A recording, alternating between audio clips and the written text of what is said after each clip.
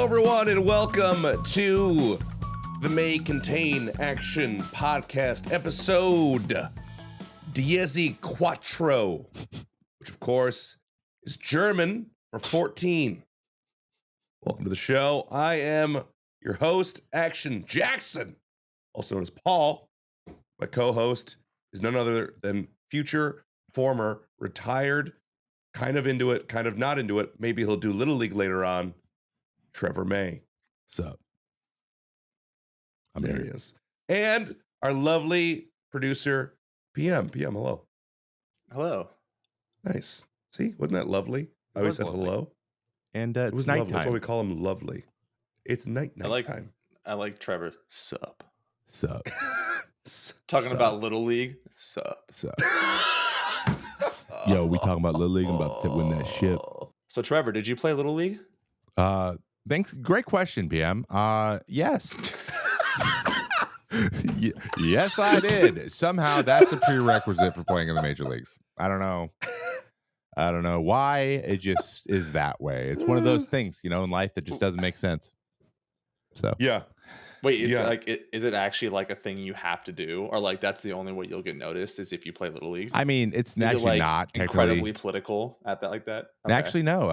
A guy named Lorenzo Cain played for 10 years in the big leagues and didn't start playing baseball until he was 17, junior in high school. Wow. Tim Duncan didn't start playing basketball until he was 18. Yeah, so there's a lot of that. So yeah, it's not necessarily a prerequisite, but usually getting years and years and years and years of practice, and yeah, that helps. But Who was your team? Who was my team? My Little League team? Yeah. I was on Bob's What Sporting What was the Goods. region? Literally, Bob's it's called Sporting Bob's. Goods. Yeah. Was that a Did you guys ever go to the Little League World Dick's? Series? No. Oh, so okay, we play. So I consider everything. It's almost like music is like everything's EDM. Like, come on, EDM's not techno is EDM. It's not. Okay. So Little League is actually a league. Yeah. I played Cal Ripken. So there is a Cal Ripken yes. World Oh, Series. yeah. But it's not Yep. Well, it is only the championship game is televised, but the it's not a big tournament like it is. It's not backed by the MLB like the Little League World Series is. So Okay. but yeah, we didn't go. No, we went to regionals a couple times, and where I was from, Nice. Kelso, Washington, is kind of like we have a good baseball complex there.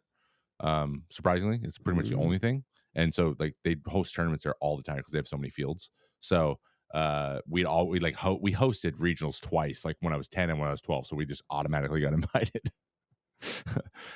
We were pretty good. That's good. But the year below me was really good. They went to Little League World Series into fourth, or the Cal Ripken World Series into fourth, and then the Babe Ruth World Series into second.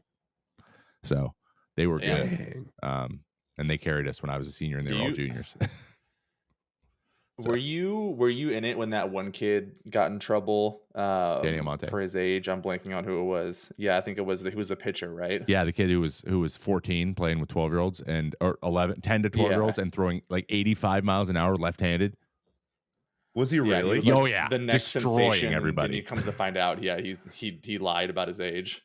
Well, they had two kids. You have a piece of paper that too. said I'm 14. Yeah. And Two you kids saw him that and lied he about just their age? towered over his team. Like towered over him. Jeez. But they had another kid who was also 14. He was smaller though. So they had double cheating. No one talks about him though because he wasn't one of the best players. No, it wasn't polarizing. No. But You can lie about your age as long as pro ball for a you're little bit, awful. by the way. And Daniel Monte played like Really? No, I know. minors for like 2 years. Wow. Yeah. Yeah, so what a heartwarming story. Anyway, Learned a lot about Little League today. Yeah, and now you know. But we got a flick, don't we? We do have a flick. We got a flick. Our flick today was suggested by PM. We talk about that a little bit as to why it was suggested by PM in our other podcast. What's it called, Trevor? Obsessed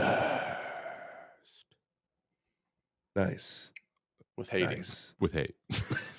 With hate. Yeah, absolutely. It's not called Obsessed with Hate. I just want to be Just obsessed. Don't search that. It's don't- in the show don't. notes. You can go find that episode down in the show notes.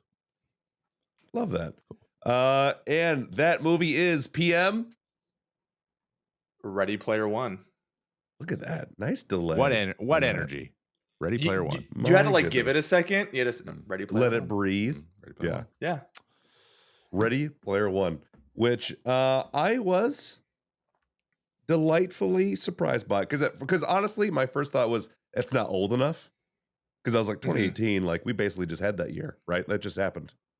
2018 was last year. It wasn't, by the way. It wasn't. It feels like it though. Several years ago. Yeah. But we want to get right into it. Want to hop in? Yeah, let's hop. Some stats. Paul, you've do you seen want this to read before, the right? stats Just PM? before we get into it. I have. Yeah, Okay. I have seen this before. Yeah. Go ahead, Paul. I'm gonna make you suffer. Go ahead. Oh, you are a jerk. I am sick, and I have toilet paper hanging out of my nose as we speak. That's why I don't have a video preview. All right. Some industry stats. This came out March 29th, 2018. The director was none other than Steven Spielberg. The budget was $175 million, which is a lot, but only $75 million more than Emperor's New Groove. I love That is that's our the benchmark benchmark. now. That's the benchmark for everything. I will boggles never my forget that the Emperor's New Groove's budget was $100 million. I will never forget that. Box office grossed around $582.9 million, so it did well. Yeah, it did. But that's obvious with the Steven Spielberg movie and with an IP as big as this. Let's see, an Academy Awards nominated for Best Visual Effects. Didn't get it. Tough. Because you hate to see that. Our cast and crew. Ty Sheridan as Wade Watts, Parsival. Olivia Cook as Samantha Cook. How'd she get her last name? Right? Come on. Right? Lucky. I think isn't that back-to-back Well, movies? it's Yeah. from the book. Oh yeah, it is Yeah, from the book. She so- just so happens to have that name. Good point. She It just is so from the happens book. to have it. Yeah. You're right. Wait, what's from the book? What are you talking about? What's from the book? Ready It's a Player book. One's a book. It's a book. So No, I that was know her that, name but already. what It just is so the- happened the actor they wanted to play her also had that name. It wasn't written that way. Oh, Sometimes yeah, I it's see written what that you're way saying. for Yeah, the yeah. actor to make it easier. But Oh, yes. Okay. She played Artemis. Yeah. Ben Mendelsohn was Nolan Sorrento, which I couldn't help but think of the cheese every time someone said his name. Lena Waithe was Helen Harris, who played H, which is pretty cool. I didn't realize it was spelled this way.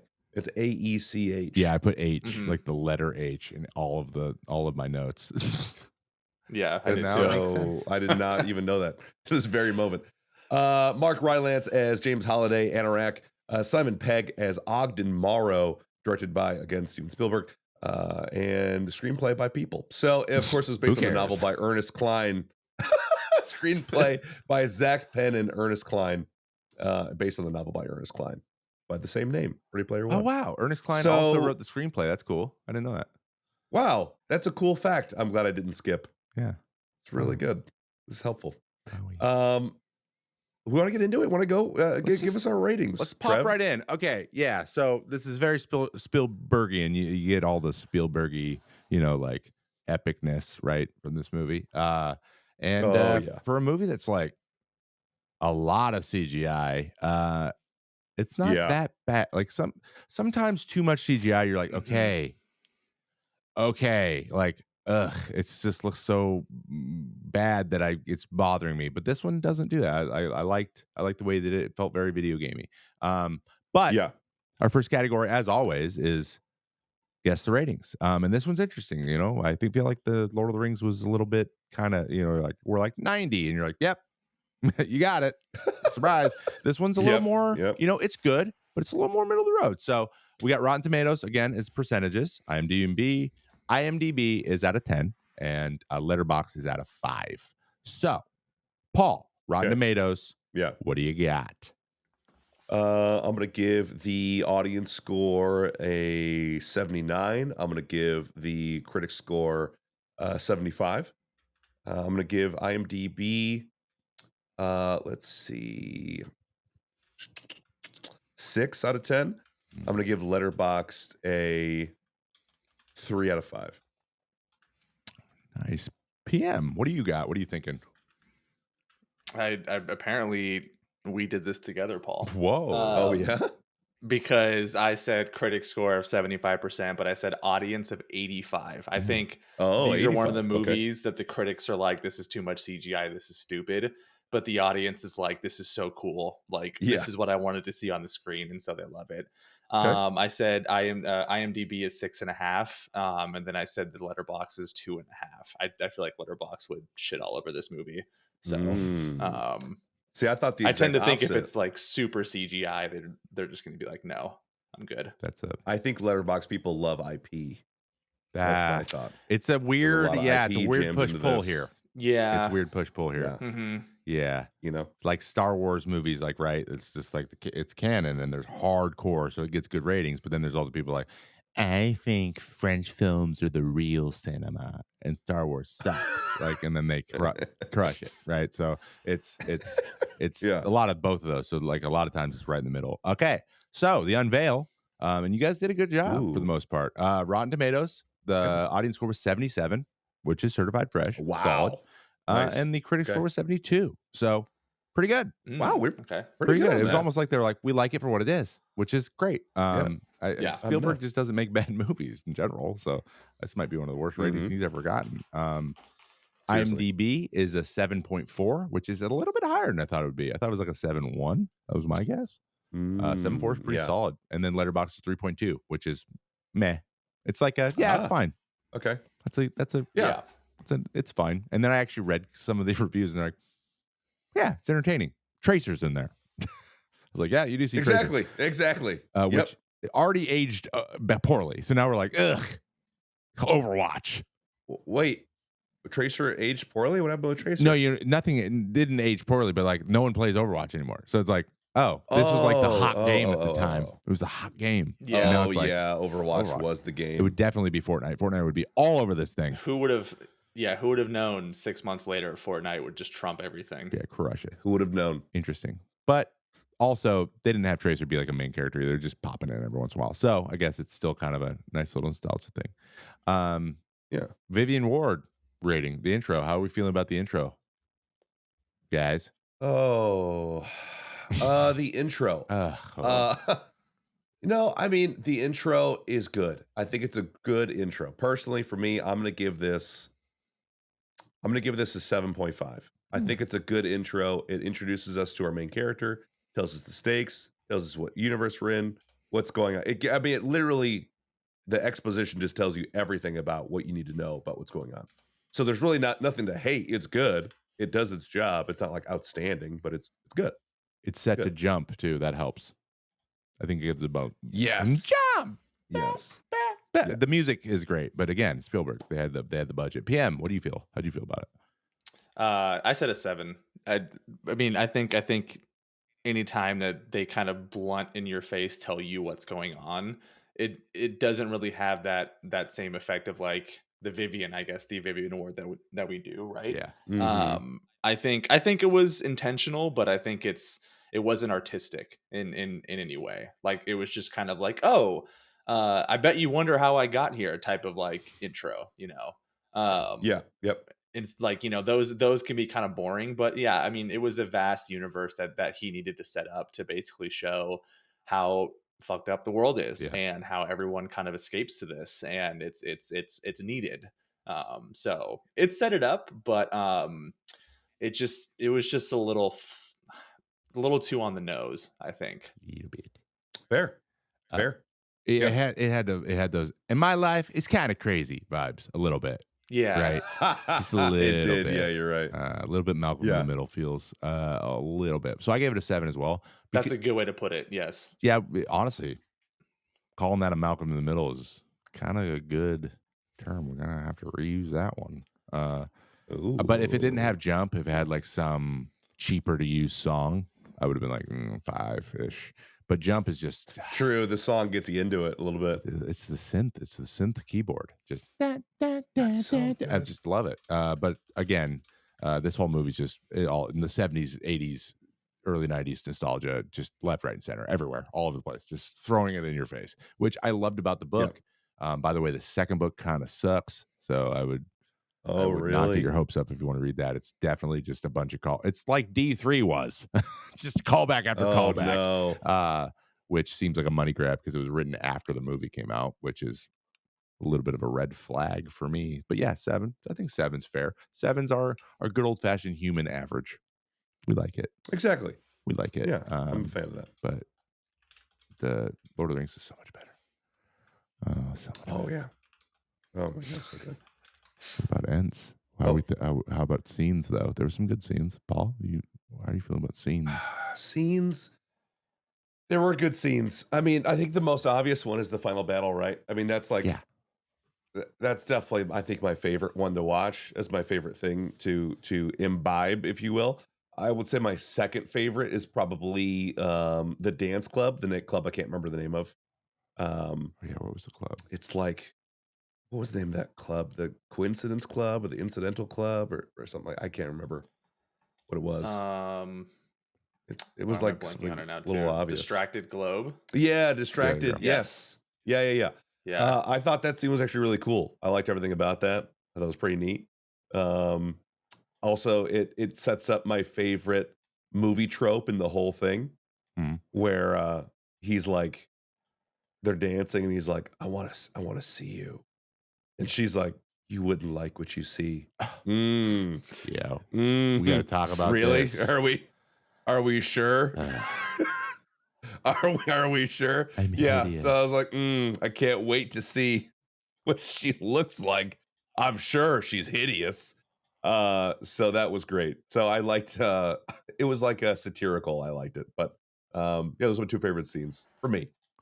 Was anyone else confused? Did you guys have this thought? So he's like, oh, I want to go old school. He puts on a song and it's like, of course, the most iconic, what was it from Greece? Like disco, a disco song. Who's it by? Oh my God.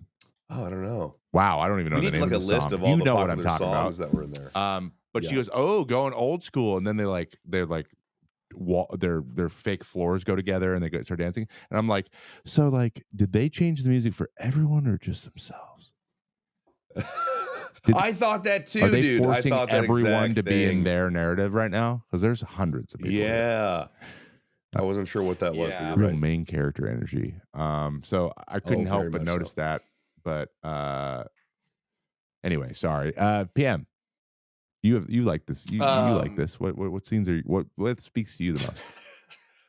I think one of my, I think the whole movie is obviously great. Like I just love the references to all the types of IP, right? Like I'm a big proponent of just the metaverse in general and being able to get these IPs together. But one of my favorite scenes, especially when I watched it the first time, was the Shining hotel.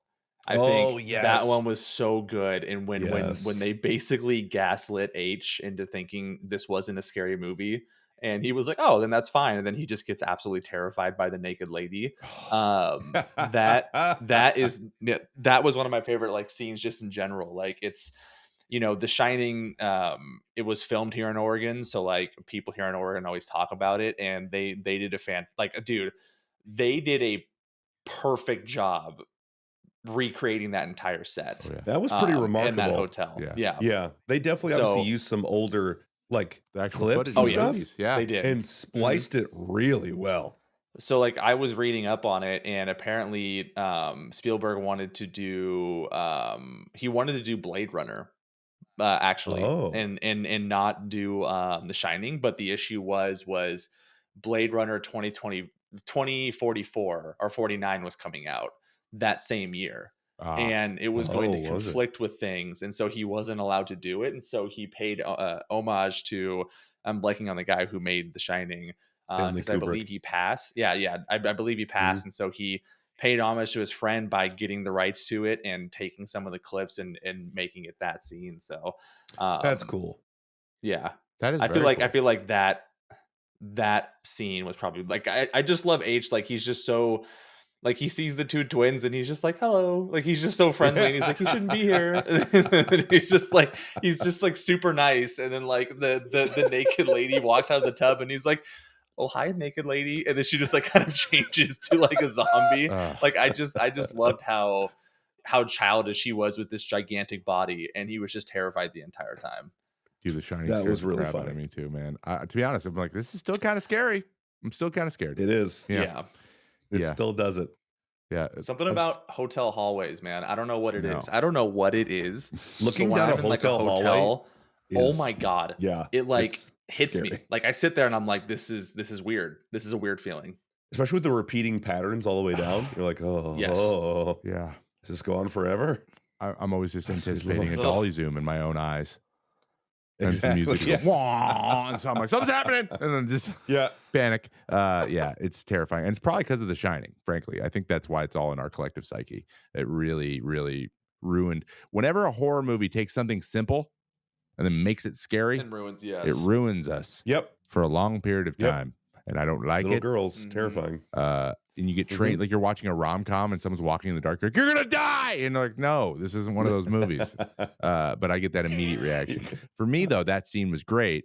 But specifically when IOI was trying to beat it and it showed the floor and everyone's just freaking out because they're in The Shining. Yes. That was Yes. maybe the funniest, like them just, there's the visceral, terrified, so funny. I thought it was so fun. It got me again today. And I was like, oh, I forgot about this. This is great.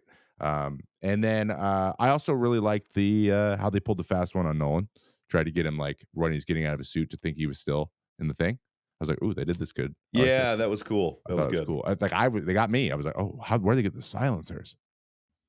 Because I'll be honest. I love that they chose the most ostentatious guns they could have. Yeah, I'm like, that probably would have That given scene. away to me, Nolan. Yeah, like But you're an idiot. So they had a bunch of hand cannons with freaking suppressors on them. I did like how they kind of made Nolan Sorrento a little bit of a dunce, and it made him feel it made the stakes feel a little bit more frivolous and like, he's a villain. He's a good villain. He does a good job, but like he's very clearly not just in control, and he's kind of like you can hate him and also know that he's gonna fail. So that was it makes it a fun movie as opposed to like, he's not Thanos, which is nice. So yeah, but I like the Shining one a lot too. I thought, and now that I know the paying the homage to his friend, like, that's even cooler. Yeah, I didn't know that. That's super cool. What about characters? I think the characters, there's a bunch of different characters I like for different reasons.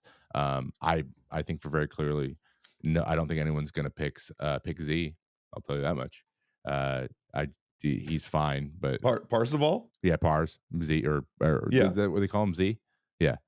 Well, yeah, I think that's like his nickname. Pars. The nickname of his nickname. Yeah. Yeah, Wade's like Wade's fine, but I'm He's like, fine. Yeah. I liked H. He's likable. He's likable. He's not dislikable, but I like H a lot. Especially after you say, and then the twist too. Just the most down to earth. You're like, that person's lived, and you know what I mean. And I like that. And then just liked Daito and Cho because I just love ninjas and Japanese people. They think they're awesome. I don't know. I agree. I wish they spent more time with them. Yeah. Actually, I kind of wish that they kind of explored their characters a little bit more because they were pretty cool and they introduced them early on. But then we don't really we come back to them. I mean, I think the next time they're mentioned is like after Parzival wins the race in reverse. Like then they come back and like, oh yeah, I forgot about those guys. That's right. Yeah, they're in the crew. But they're super cool. Yeah, in the books they get in they don't actually they don't even know each other really until like the second key or something but they for the sake of the story, which the movie wasn't long enough to do that. So it was easier to do it the way they did it, which I agree with. But yeah, it's a little bit better, a little bit of a slower burn to get them on board to the crew. Yeah, he's like, I don't agree. I love that he's like, I don't guild or I don't clan up, and he's just like immediately with friends the whole movie. He's never by himself ever. Yep. So I'm like, you're in one. You just don't think you are. Exactly. Yeah, you're in a clan. And they all use the term like clan up. Like hearing Nolan Sorrento say that like made me cringe. He's like, he's not clanned up. It was like, ew. It's a little tough to listen to. I know that we don't talk about like the I guess like does this work in the present kind of thing. Yeah. But like I feel like saying clanned up is probably not a good idea. Yeah. I think it felt like it was tongue in cheek for Nolan to say it. But then they do say it like 2 or 3 more times. And you're like, oh, they're being serious. Like that's how they say it. And it's like, ew. Also, how does the O in the IOA building, what is that part for? And how do they navigate it? So rad. I was like, wait, elevators. It's in the eye. Like, why is there a big open spot in the middle? Like that seems like a waste of space. Imagine working in the middle of the O. Be like, I gotta walk my ass all the way It's a over here bridge. just to get to an elevator. Like, it's so far. Yeah, sorry. It's so impractical. Sorry. That's fine. But yeah, I agree with you, Trevor. My favorite character is probably H. I think I can't think of a character that was more interesting. I would say that I even kind of liked Artemis. Yeah. Not Samantha Cook, but Artemis. Why? Because of her hideous, barely noticeable birthmark. God, I mean, let's talk about it really not quick. only that, she's not like I got burned in a traumatic thing. She's like, no, I was born this way. What? It's so classic. It's just like, oh yeah, you wouldn't want to see me. In the scene before, H talks about how it's probably some dude in his mom's basement named Chuck. And so you're like, that's the worst thing it could be. There's nothing worse than that. That's the nightmare scenario that they've built up. And then she's like, you wouldn't want to see me. And I'm like, what could be worse than a dude in his basement named Chuck? I'm like, does she have a leg coming out of her forehead? Is she like horribly melted? Like what is it? And it's it's a freaking she has a skin tan. She has like slightly discolored skin like around one of her eyes. Yeah. Soup was spilled on her face as a child. Like it's nothing. It's nothingness. It's like I thought she was gonna like be wearing glasses, but don't look at me. I can't see good. And then he takes the glasses off. He's like, wait, she's beautiful. You're actually beautiful. I didn't realize it until he took the glasses off. But it was just such a classic trope. I'm like, are we really doing this? Like, okay. Yeah, she's horrifying. Steve. And she has like, she's like super punky too. She has like fishnet stockings on, like Chucks, oversized sweater, red hair, like just the classic kind of like, I don't know, video game girlfriend look. Yeah. Anyway, I'll step down from my soapbox. Sorry. Very frustrating. PM. Those are my favorite characters. Who are yours? Mine is so like I feel like those are like I try not to do like the main characters. I want to do something a little bit different. So I went with IROC. Oh yeah. Oh, he's great. I love him just because he's played by TJ Miller, and TJ Miller is absolutely hilarious. He's in the Silicon Valley show. And he's just absolutely hilarious. Like I love the moment when like Sorrento goes back to him and he's like, what's the update? And IROC, so he's like, no, IROC, how are we doing? And he goes, well, to be honest, I think I need physical therapy. And then like, he cuts him off and he's like, no, with the bot. And he's like, oh yeah, you're right. Like he's this super imposing bad guy. And Sorrento meets him for the first time in the film. And he's just like, yeah, I kind of had this like neck thing. Can you like look to the right? Like, I don't know, for some reason it just keeps flaring up. Can you be the right? No, my right, not your right.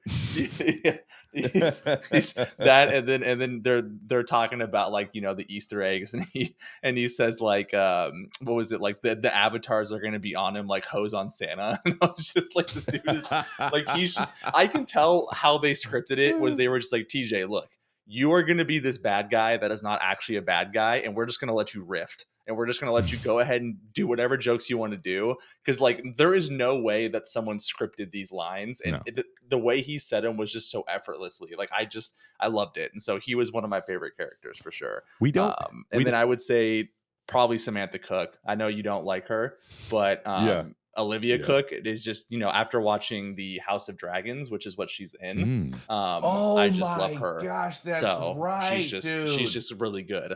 Yeah. Oh, yeah. I forgot about. I mean, she's stellar. She's just really good. So like, I have to give her props. And the House of the Dragon, holy frick, she's amazing in that. Mm-hmm. She's not bad here. She's not bad. Yeah, I just think that I kind That's of how they wrote it. Yeah, it's the character. Yeah, the character is kind of tough, but I undercut the character because of her like weird sob story about her face. I'm like, people have that all the time, and they're fine.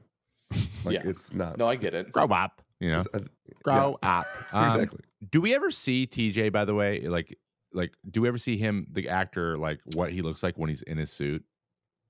Like, no, I don't think so. No, it never shows. Because he technically gets evaporated, like his character does when I can't remember if it was like the Sorrento did something with like the bomb or something like that, and he was like running to the portal. Like I'm kind of blanking on it, and like he evaporates, and I think that was the last of him. Yeah. He's like, oh, I thought you were gonna bluff. I got 10. What'd he say? I got 10 years of crap in me. Yeah. He said something about like, I thought you were bluffing. Like, no, like this isn't camp. Like you would like he's yeah, he's just funny. He was super funny. Oh. Yeah, he was great. I wish I would have said him. I completely forgot about him. Especially when he's like, wish I the said Silicon him. Valley show. I'll give you 3 times as much pay, or 3 times as much pay. And he goes, done. He goes, wait, I couldn't gotten 5. Should have said 5. Yeah. Is 4 still on the table? Like, it's very much him. Yeah, that's good. That's good. Enjoyed it. Yeah, he's fantastic in the Silicon Valley show. He plays like the leader of like these really nerdy devs, and he's like, I know everybody in tech, and like he doesn't know anybody. So he's just him in general. Like I just love when he's on things. Silicon Valley is a great show, and whatever his name is, also in Silicon Valley with him. I'm so funny. I don't know if you've ever seen his sketch comedy, but you should go check it out. It's pretty funny. I don't know his name. You know what it reminds me of too? Sorry, his a reveal, because they do it very like it's supposed to be this big imposing guy, and then it's his voice that comes out of it, and you're like, oh, okay. That's the best part. It's the same thing they do in Invincible. I don't know if you guys have ever seen Invincible. Yeah, they do the same thing with Seth Rogen. Like it's like this big enemy like appears. What's his name? Fred or. It's something Frank? like that. Yeah, it's some like really unimposing. Yeah, and then you hear Seth's voice. You're like, oh, okay. It was a funny trope. And the skull outfit, and then when he's like, okay, I know we're like getting early into quotes. He's like, wait, you're not really going to use that thing. I got like 10 years worth of stuff in this body. Yeah, that's what I'm saying. Yeah, it's so good. Hey guys, it's Action Jackson. Just wanted to let you know we've officially launched Coffee. That's K-O-F-I, not like a coffee. But subscriptions for coffee. If you'd like to support the May Contain Action pod and the rest of the MCA family of shows, this is the way to do it. Choose a level you're most comfortable with and receive a ton of new perks, like early access to our new bonus show, Obsessed, where we cover our recent favorites in gaming and tech, access to the watch party editions of the show, voting on the community movie picks, and much more. On behalf of Trevor, PM, and I, we appreciate the support from the bottom of our hearts, and we'll continue to give you the best shows that we can. Click the link in the description and become a friend of the pod. Keep going with the quotes then. Perfect seg. Perfect sag? All right. That was one of my favorite quotes. I only have 2 others. I honestly felt like this wasn't a super quotable movie. Personally. Maybe I missed a lot. That was just me. I had like 2 others. Another one from iRock. Pretty sure that's how you say his name, right? iRock? Yep. I think, yeah. He's like, no man is a failure that has friends. Yeah, when he comes up, puts his hand on his shoulder, and he like shrugs it off. Like, get off it. Yeah, no man is a failure who has friends. He says he's like, no man's a failure when he's not alone. I think, or like, maybe it's friends. I think you're right. No, I think you're right. It's friends. Yeah. No, I'm right. No, I'm right. Yeah, watch the damn movie. And then Holiday says she wanted to go dancing, so we watched a movie. Yeah, fantastic. Classic. Just leaves it there. That was great. That guy too. He's in Don't Look Up. He's like the he is? The technologist. He's the rich dude who's like builds the ship. That's him. That's another sneaky one that I forgot about. Yeah. Mark Rylance. Yeah. Right? He plays that weird character guy a lot. I think he had I don't know if he says this. I think Ogden says this to him. You're right. A fanboy knows a hater. A fanboy knows a hater. Fanboy knows a hater. Boom. Who said that? I believe Ogden says it. Oh, okay. Yeah. So like I think it's really like quick, and I was like, oh, that was good. Wait, Paul, do you have any more? Sorry, I didn't mean to. No, that's good. I'm done. I got 2. There was a good one at the end that Halliday says, I created the Oasis because I never felt at home in the real world. Oh my God. I didn't know how to connect with the people there. I was afraid for all my life, right up until I knew it was ending. That's when I realized, as terrifying and painful as reality may be, it's also the only place where you can find true happiness. He said, what? That's not what it said. He said, only place you can find a good meal. You can get a good meal. Yeah. Because reality is real. Why does this say true happiness? Why did they where did I copy and paste this? Oh, I know where. Okay. Cool. Oh, We no. found a flaw. Gotta train it better. Because reality is real. So the Find a Good Meal was good. And then it's not about winning, it's about playing when he started playing Adventure.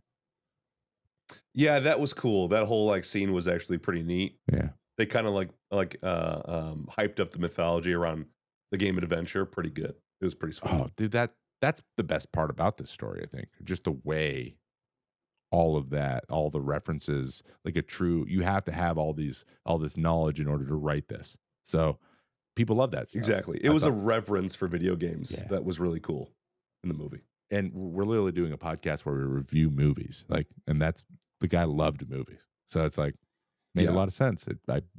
He would love this podcast, I think. He would love our He'd love it. Our breakdown of his this fake story about him. I think he would love it. I think this is something that he would like. He would. I bet you PM's got some good quotes though. Don't you, PM? No, I got one. Oh. And it One? made me laugh very, very hard. And none of you have said it, which is making me very, very happy. And it was not by any main character. And it's not like this great quote that's going to leave you with great. It was just a perfect time to drop this. So I'm blanking on what the battle was, but it was a massive battle between a bunch of IP going on, and they were flying, and Chucky was in the car with them, trying to like stab him, and they threw Chucky out, and one random fighter sees him coming and he goes, "It's fucking Chucky," and then Chucky just stabs him. that part, I was like, that is perfect. That is it's the one F-bomb quote they get. It's the one. That is this guy that played that actor. He was some random guy. His one line, "It's fucking Chucky." You're right. That was a great moment. That is a great moment in the movie. It is a really so cool that's what stood out to me. I think I laughed super hard when I heard that. I had to pause to like take a moment to remember that one. That's awesome. It's true. It's the one F-bomb. The one F-bomb has got to be. I mean, it's placed very specifically, and it's done very well. Same thing with Guardians of the Galaxy that just happened. Oh yeah. Really what a great rule, by the way. Can we just give a little bit of love for the one F-bomb rule? Like, I think it's awesome. Yeah. You can say fuck once. You get one. And you get PG-13. But any more than that. And it's for old people. Okay? So, immediately are. Be smart. And then they always just put it in a line like that. Like just a throwaway one moment that's just pack as much punch as possible. Which like you're thinking this is like, oh yeah, a really good like family friendly movie, and just some one guy just says it's fucking Chucky. He's like getting stabbed by Chucky. I just for some reason it was like it just broke up the tension, and I think it was perfectly placed. That's kind of like what Chucky the movie was to. It's like it was like captured it really well because Chucky's like. The movie is like you're getting surprised because you're being killed by a doll. Like everyone's like, "What the hell's going on?" Like that whole thing, that whole movie franchise. That's what it is. People are surprised, just surprised. Yeah. Yep. He just appears and he's a demonic doll, and you're like, "How is this happening?" And so they crushed that. It's perfect. Man, I can't believe we didn't. I'm really surprised Paul and I didn't mention that. It's really good. Great job. Well, music. We talked about music. Right. Yeah. I have I love 80s music written here. Every song. I'm just like, yep. I've told everyone, I've told a lot of people a lot of times, and I tell Kate all the time because she's the one I talk to the most. Man, it would have been awesome to be like in my early 20s, late teens in the 80s. I would have had a blast. Hair metal and Poison and like all these bands, like I would have just Aha. Like I would have loved Aha so much. Synth pop is my jam, and I loved all the music. And of course, they were just huge songs. Not only that, they were huge songs that they weren't overused in movies, in my opinion. So they were more like pop culture-y. Like they were associated with other movies that were also being referenced in the movie. So I liked that a lot. I think, and that's very Spielberg's got a knack for that. For sure, for making that feel good. But I when you have, I'm sure they had $20 million to spend on the music, so that's what you get. Licensing alone, I'm sure. was expensive. Do you guys have like a Yeah, track that did it for you? Because I mean, Jump did it at the beginning for me, but like in general, just everything they used, I loved. I would say, and we've referenced this earlier, but I actually really did like. There's two moments I liked a lot for music in particular. One was when he busts out the DeLorean and you hear that like kind of the Back to the Future theme song plays a little bit. That was pretty sick. I like that a lot. And then also Bee Gees Staying Alive, what we referenced earlier. When they started dancing on their own. Yeah. Bee Gees, duh. Staying alive, man. Staying alive. I mean, it's just too good. It's too freaking good. Wanted to dance the moment I heard it. Immediately wanted to dance. So, yeah. No, those are my two favorite tracks, if you will. Yeah. Is that soundtrack or is that music? I guess. I think it's technically music. Yeah, soundtrack is technically related to like original scores. This is just you're kind of getting the rights to the music. Like I said mine was anytime you can put Prince in there, which they did with I Want to Be Your Lover. Yeah, I will take that every time. I mean, your favorite guitarist, the greatest guitarist of all time, will tell you the greatest guitarist of all time is Prince. So like anytime Prince is in there, I'm just gonna go with Prince. Oh, really? Is that a thing people say? Yeah. Oh yeah. Like that's like it's kind of like a Chuck Norris thing. It's like your favorite drummer thinks Prince is the best drummer of all time. Yes. Okay, got it. Yes. Got it. What's that phenomenon? So he's called, not. I wonder. Probably has a name, right? It's gotta have Mandela effect. Sure, we'll go with that. No, that's like Bernstein. It's called Pandora's Box, right? Pandora's Box. I think that's what it's called. Oh yeah. I think it's called the scientific method. What about memorabilia? Yeah. This one's a big one. Lot of that. Oh my gosh. Come on, dude. Whole bunch. The whole freaking movie, man. Yeah. Yeah. It's almost not fair because I feel like it's other IP from other movies. Exactly. Like, okay, so how about like something that's from this movie only? You know. Oh, okay. I like that. I mean, I can't say the headset because technically speaking, if you wouldn't want subscribe that. to the coffee, you would know. But I would not do the headset. So I said, well, ... the headset. So yeah, oops. Because that's the only original thing. Yeah. Like, I mean, I'd like the pain suit. Yeah, I want a suit where I feel everything. For being reasons. stabbed by Chucky. Can you imagine Escape from Tarkov with that suit on? Dude. For reasons. Yeah. For reasons. I don't know that I'd play that one. I might play like a GTA different or one. something like that. I might play the Sims. Different one. I might where I'm a sim. Oh, you said GTA 5. Yeah. That's pretty good too. That's a good one. What about H's van? I got H's van in here. H's van's good. The van's cool. It's a pretty sweet van. It feels like it's a pretty ubiquitous van, but it's a cool van. Yeah. Also, the rigging system they had up in there, you can't tell me that's not getting tangled as shit. Well, I mean, those guys are doing like freaking karate, like ninja backflips and shit in there. Like, there's no way it's not getting crossed and tangled up. I don't believe it for a second. Yeah, where does like the action of the character end, and like then like if you're doing a backflip, you're not doing a backflip in real life, so you're doing something, and then it continues on past where you're moving, right? It's got to be. They took a lot of liberties because I mean, what's his name is sitting down for the entirety of his VR experience. Oh yeah. So what? Like, how is he walking? Or like, what is he doing? How's he doing that? Using a controller, dude. But memorabilia, I'll take the 3 keys. I thought those were dope. They look really cool. I'll take the keys, 100%. But the egg, the egg is cool, but it's like just an egg. Where am I going to put this? Exactly. Where am I going to put this giant golden egg? Keys, though. I got places for keys. I got a pegboard. I can put the keys up there. Easy. I got stuff for keys. I wonder if you can 3D print them. I bet you can. Oh, shoot. Let's do it. Might 3D print me a key. Happen. I do it. PM, did you have one? Did you say anything?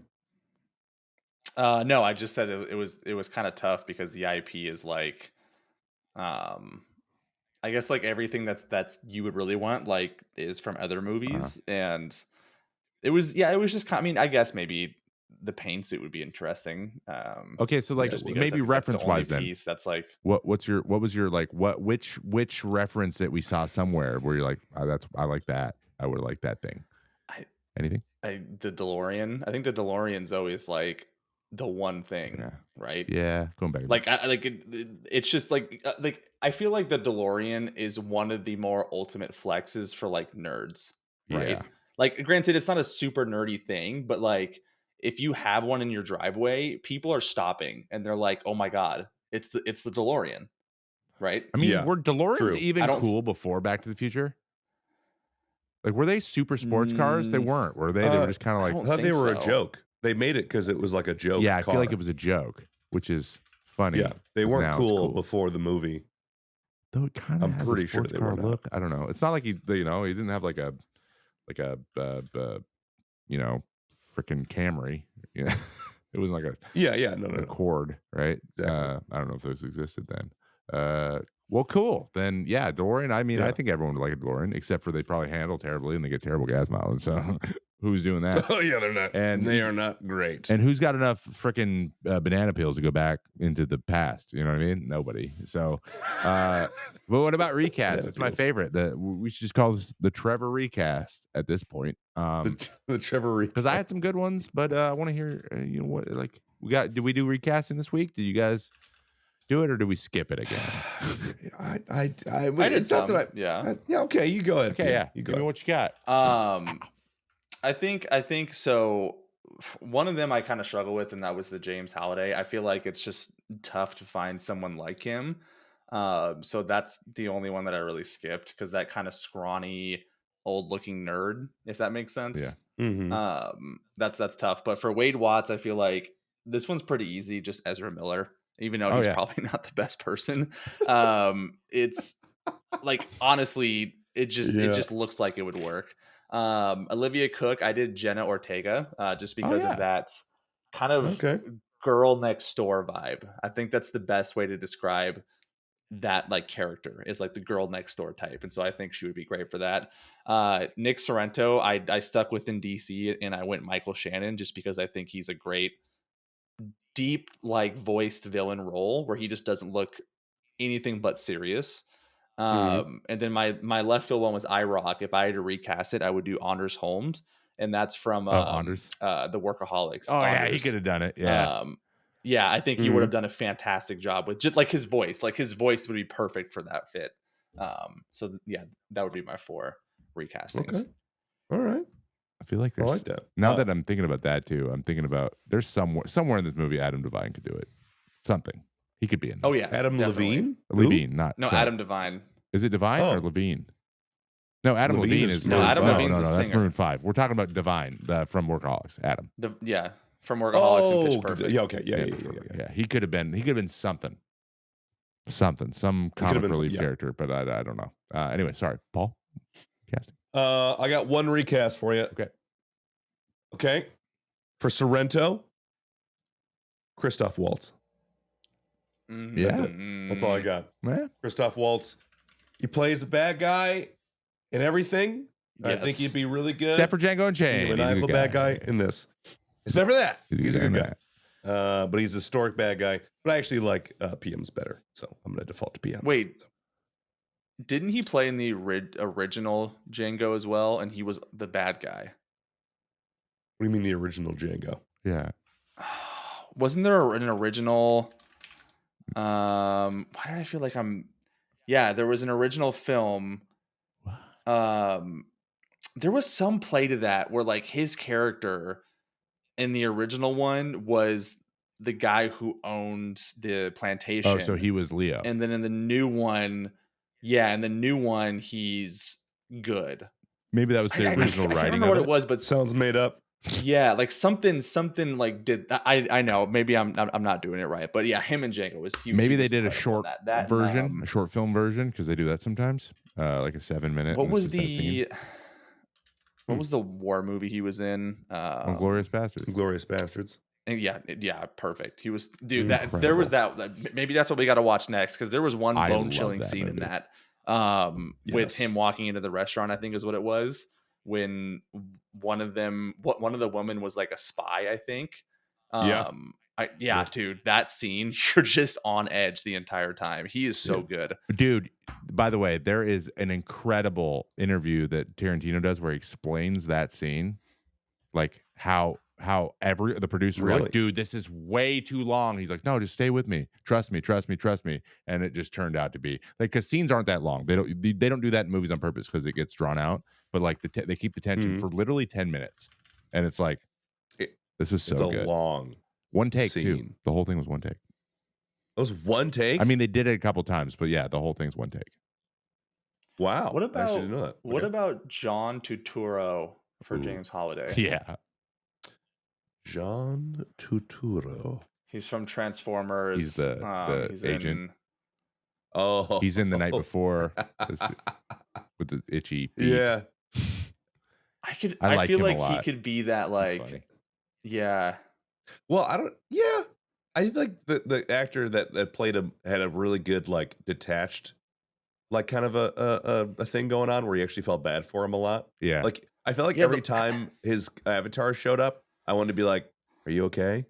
But I It's know he's sad dead. eyes. But you're like, "You all Have you right?" seen Severance? Oh, I love Paul? Severance, dude. He's great. Yeah, a in little that. bit. Yeah, yeah. Yeah, like I feel like his character, because John Turturro's character in that is kind of the same thing Yeah. where he just feels lost.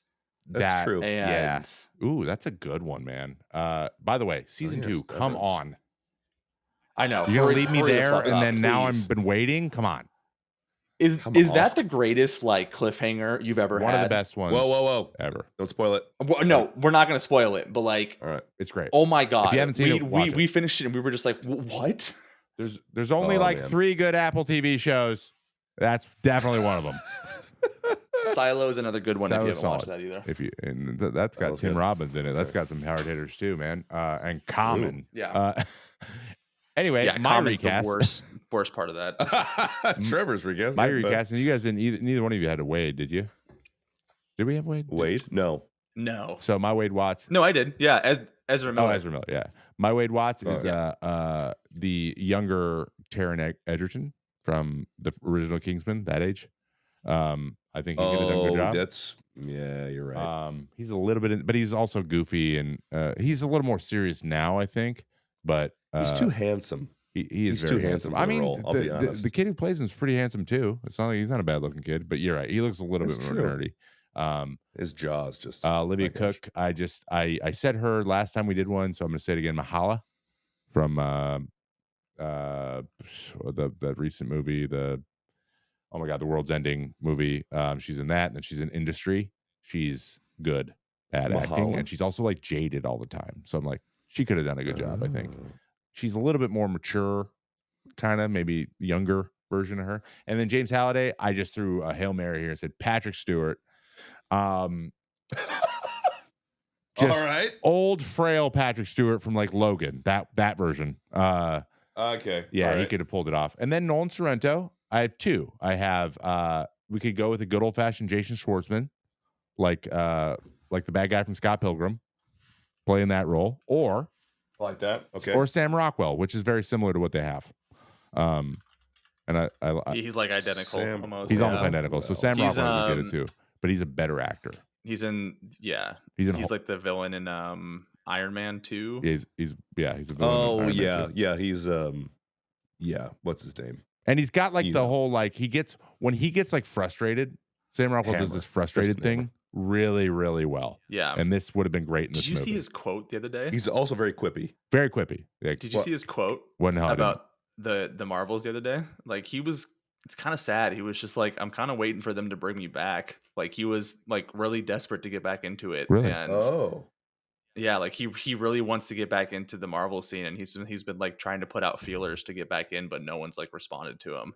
Hey, No way, Sam, really? you got off the ship, dude. It is sinking. You do not want back on the ship. What are we talking about here? Like, I think, yeah, not that it's I don't sinking, but think it's not at the height right now. I think that we've had maybe No. 7 or 8 straight just lukewarm offerings. I understand we Yeah, like Marvel true. here, but I haven't watched. Loki was supposed to be good, and any of boy, that did not go too well. I mean, Key Oh, is you in it didn't though, like and he has all of Loki? his data stuff in No. there. That's cool. There's some Easter eggs. What? No shot. I freaking love Loki. That's funny. Did you? Well, I I didn't like like the season second 1. The season season too 2 is much. out, right? yeah, Yeah. it's out. I like Yeah, season it's 2 okay. a lot.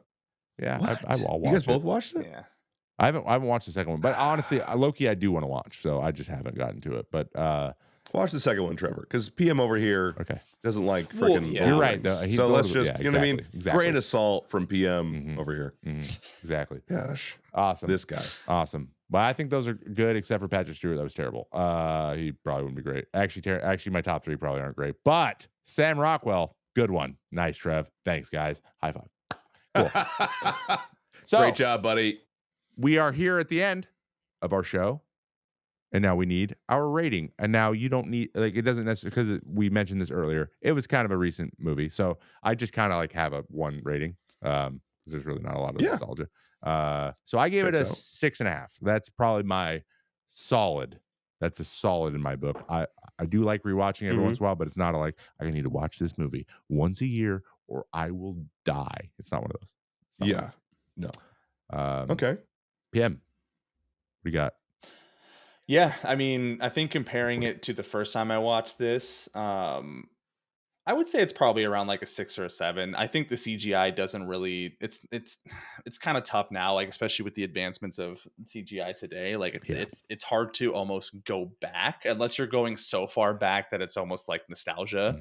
So it kind of lacked in areas there, but like when I first watched this is when I first was introduced to like Twitch and watching you guys for the first time at work, and I was like really enjoying the like video game thing, and I was like, oh my goodness, this is like really cool, like this speaks to something I care about, like, you know, it's fun and exciting. But now it's kind of like, yeah, you're kind of a nerd, dude. Like I know that sounds awful, but part of me watched this and I was just like, dude, you probably stink. You haven't touched grass. I mean, granted, there wasn't grass to touch, but like you need to like get out of this and like go do something. Yeah. And so I wasn't as like engulfed with this the second time around. So I would say around a 6 or a 7. And I feel like this is one of the movies that if you rewatch it and you already know the end, it kind of takes away from it a little bit. These are definitely one of the movies where the endings and the Easter eggs and the twists you need to have like the first time. Knowing what's about to happen kind of spoils it a little bit. Okay. All right. I feel like, all right. I will say, not that I'm like a big apologist again for this movie or anything like that, but the character does come to that eventually. I will like, it's like the Wade point Watts, of the movie, right? Yeah. By the end of it, he's like, I gotta get a girlfriend and like go out every now and then because this is like too much. So he does kind of get to that point. Not that like you need a girlfriend, but I'm just saying like he develops a relationship with someone outside of the Oasis and takes 2 days off a week. You know, like I get it.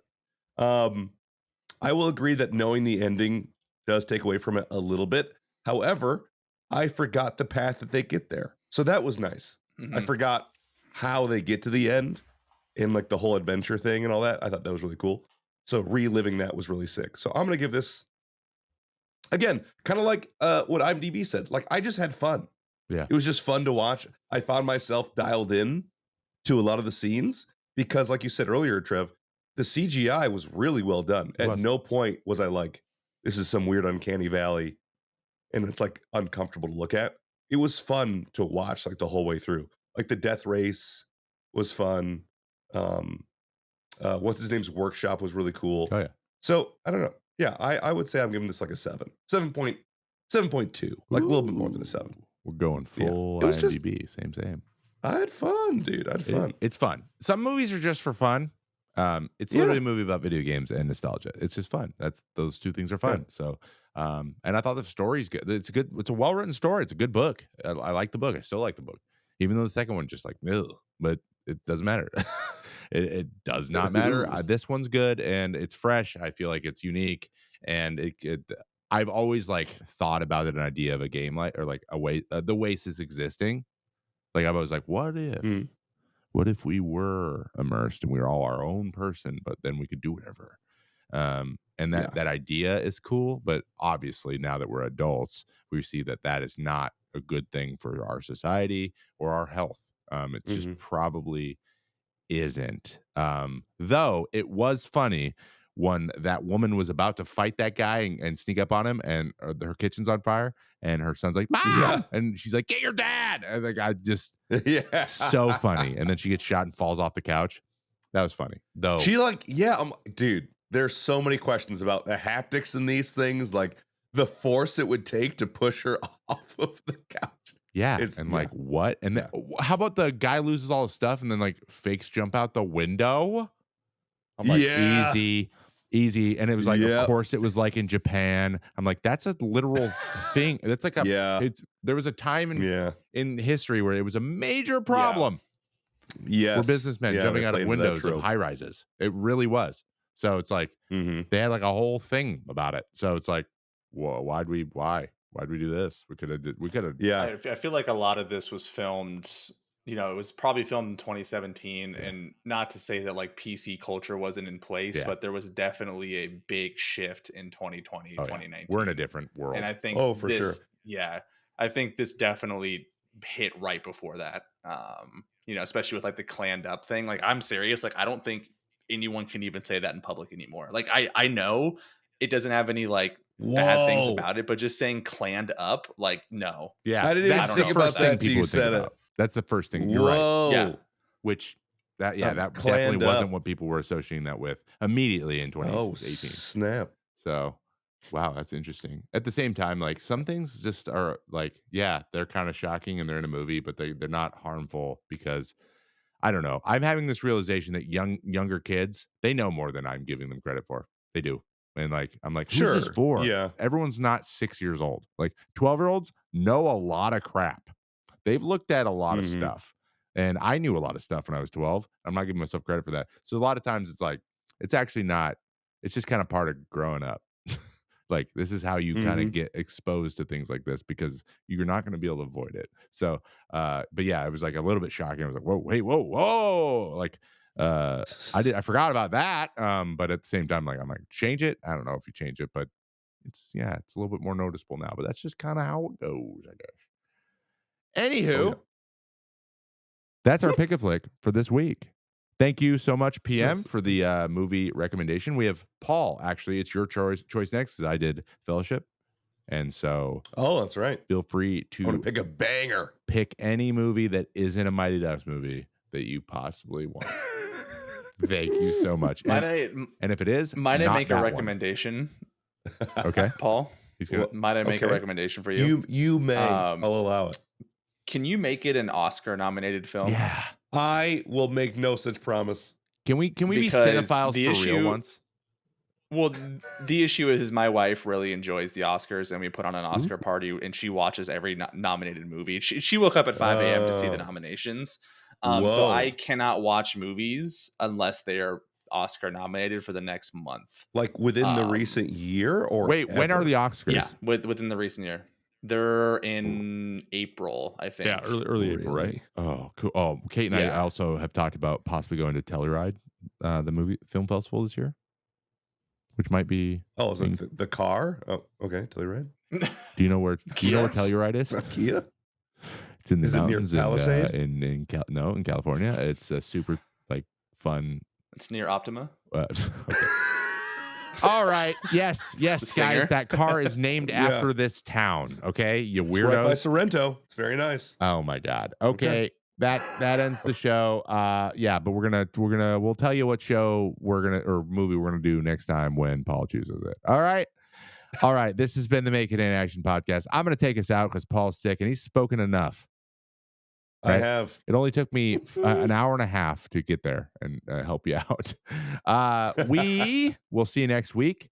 Don't forget to, if you're listening or watching on YouTube, give us a little thumbs up. Make sure you subscribe to the channel if that's where you like to listen, or on Spotify, Apple. I believe we are on iHeartRadio now. We are on Anchor. I don't think it's called Anchor anymore. Everyone keeps buying all these things up, but we are on a lot more platforms. We are probably on the one you are on now. I realize that I haven't mentioned that. We have actually been there for a couple weeks. So give us 5 stars wherever you listen, and check out the new bonus show. What's it called again, guys? Obsessed. It's called Obsessed. With H. Check it out. It's on the With H. MCA network. You're going to get it a few days after this one. But we talked about some fun technology and other crap. So we'll see you next week on the show. You have a good one. Goodbye. Get out of here.